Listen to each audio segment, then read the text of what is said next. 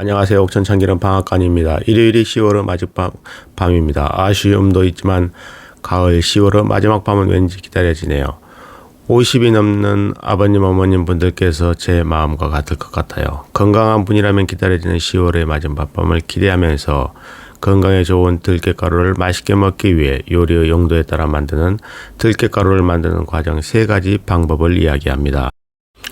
10월에 이제 막 수확을 해서 나온 들깨는 보약과도 같아서 그런지 들기름과 들깨가루를 만들어 드시는 분들이 정말 많습니다. 하지만 들깨는 아무거나 드시지 않듯이 들기름이나 들깨가루도 제대로 만들어 드셔야 건강에 좋습니다. 오늘도 많은 전화를 받았는데요. 대부분이 들기름과 들깨가루를 만들어 맛있게 건강하게 먹고 싶다는 이야기였습니다. 그 중에서는 마트나 식자재에서 사서 드시는 분들도 계셨는데 이상하게 맛이 잘 나지 않는다는 이야기를 공통적으로 하시더라고요. 들깨가루 맛이 다른 이유가 있습니다. 어떤 들깨를 사용하는가에 따라 다르고 어떻게 만드는가에 따라서도 다릅니다. 그리고 어떻게 만들었는가에 따라서도 다릅니다. 그리고 누가 만들었는가에 따라서도 맛이 달라지죠. 너무 싼 것도 그 이유가 됩니다. 품질이 좋은 들깨가 너무 쌀 이유가 없기 때문입니다. 싼 것이 비지떡이라는 말이 지나고 보면 다 맞더라고요. 방앗간람에서 농작물을 사서 만들어 보면서 더 깨달았습니다. 맛있는 들깨가루를 만들기 위해서는 품질 좋은 들깨를 골라야 합니다. 특히 들깨는 그 해에 수확한 햇들깨를 사용하는 것이 좋습니다.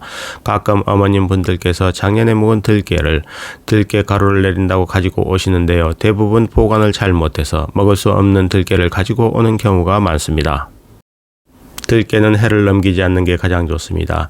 이유는 열과 빛에 약해 산화를 하기 때문입니다. 저온 냉장이나 냉동고에 저장을 해둔 들깨는 괜찮지만 방이나 창고에 베란다에 두었다가 여름을 지나고 드시는 것은 맛도 없고 건강에도 좋지 않습니다.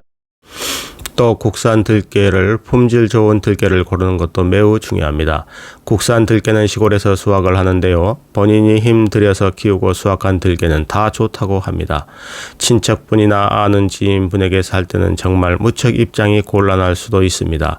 객관적인 입장에서 이야기를 하는 거니 혹 오해가 없으셨으면 합니다. 좋은 품질의 들깨는 눈으로 봐도 좋습니다.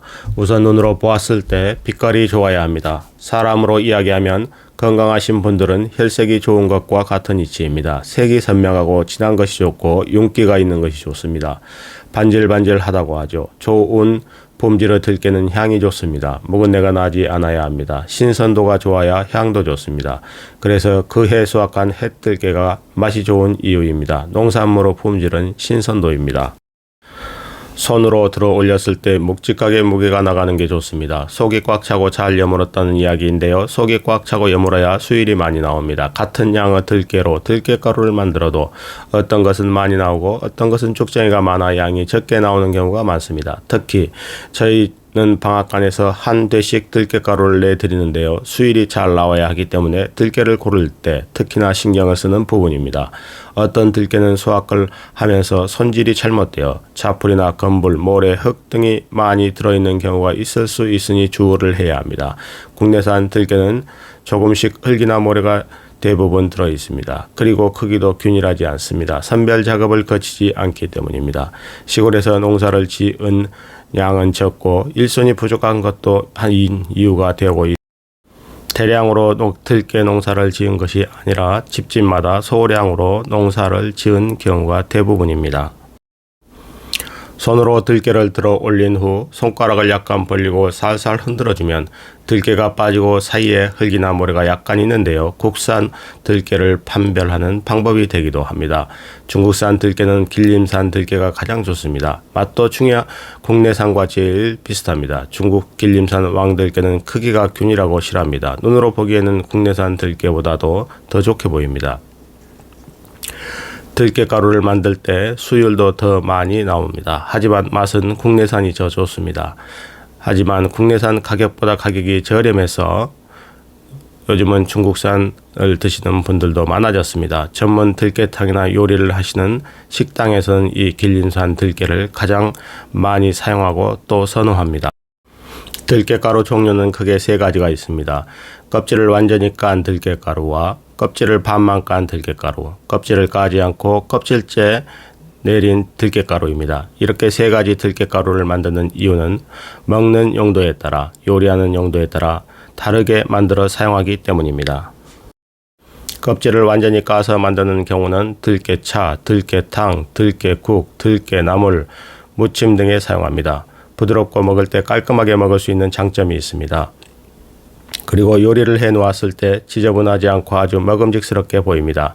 이렇게 껍질을 완전히 까서 무친 들깨가루는 토란대 등 마른 나물을 무칠 때 가장 맛있고 음식 궁합도 아주 좋습니다. 껍질을 까지 않고 껍질째 내리는 들깨가루는 해장국, 국밥, 오리, 염소, 삼겹살, 생선 요리에 사용을 많이 합니다. 향이 진하고 육고기나 생선의 냄새를 잘 잡아줍니다.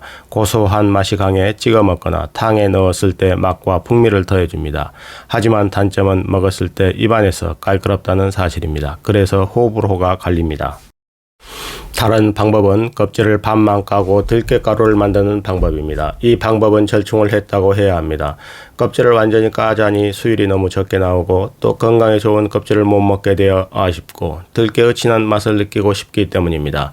그래서 양이 너무 줄어드는 것도 잡아주고 입안에서 너무 깔끔한 맛도 잡아주면서 들깨 껍질의 향과 맛, 풍미도 같이 드실 수 있습니다. 요즘은 건강을 생각하시는 분은 들깨 껍질을 더 드시려고 합니다. 들깨 껍질을 드시면 더 건강에 좋기 때문입니다. 들깨가루를 언제 만드는가도 맛을 좌우합니다. 들깨가루는 막 볶아서 내리면 가장 맛이 좋습니다. 그래서 가정에서는 바로바로 소량씩 방앗 안에서 바로 만든 것을 드시는 것이 가장 맛있게 먹는 방법입니다. 시중에 마트나 식자재에 가면 들깨가루가 많이 판매되고 있는데요. 만든 지가 좀 오래된 들깨가루들이 진열대에 그냥 놓여 있는 것을 자주 봅니다. 제가 볼 때는 냉장 진열을 해야 하는데요. 그냥 상온에 두고 오랫동안 판매를 하는데 사실은 들깨는 열과 빛에 약해서 금방 산화가 되어 맛이 변하게 됩니다. 당연히 맛과 품질이 떨어지게 되죠. 묵은 냄새도 납니다. 그래서 바로바로 방앗간에서 만든 들깨가루를 드시는 것이 맛도 좋고 건강에도 좋습니다. 그러면 어떻게 만든 들깨가루가 더 맛이 있을까요? 물론 품질 좋은 들깨를 깨끗하게 씻은 후 볶는 과정, 식히는 과정, 탈피하는 과정을 이야기합니다. 볶는 정도는 드시는 분이나 하는 요리에 따라 정도를 조절할 수 있습니다. 들깨 속은 하얀색인데요. 이 색을 보고 판단을 합니다. 하얀색이 나게 들깨가루를 만드는 방법과 노란색이 나게 만드는 방법, 더 진한 색이 나게 볶는 방법이 있는데요. 볶는 정도에 따라 맛이 달라지고 요리를 했을 때 느낌이 달라집니다. 이 부분은 드시는 분의 의견이 들어갑니다. 그리고 요리를 하시는 용도에 따라 볶는 정도를 달리해서 해드립니다. 하지만 고순 맛을 낸다고 많이 볶는다고 좋은 것은 아닙니다. 상무지구에 유명한 아구 들깨탕을 하는 사장님이 처음에는 많이 볶지 않고 사용을 하시다 더 고소한 맛을 내신다고 아주 노랗게 볶아 달라고 해서 볶아 드렸는데요. 직접 아구 들깨탕을 끓여보시고 좀 덜 볶아서 해 달라고 하시더라고요. 맛과 풍미가 적당히 볶은 것이 좋다고요. 요리하는 용도에 따라 들깨가루 만드는 세 가지 방법 을 이야기해 드렸습니다. 들깨가루를 드실 때는 이렇게 요리하는 용도에 맞게 만들어 드시면 좋습니다.